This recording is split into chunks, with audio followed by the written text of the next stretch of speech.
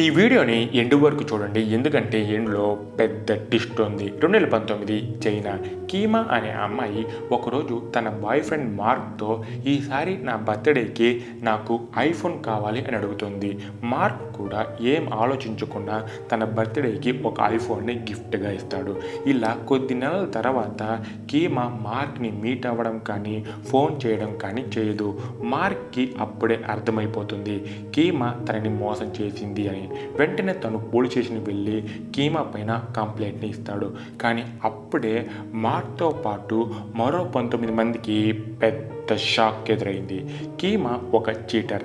తనకి మొత్తం 20 మంది బాయ్ ఫ్రెండ్స్ ఉన్నారు.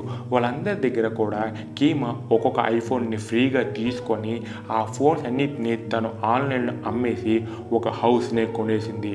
దీన్ని ముట్టుకుంటే మసి, పట్టుకుంటే నాశనం, పెళ్లి చేసుకుంటే మట్టి అయిపోతాడా.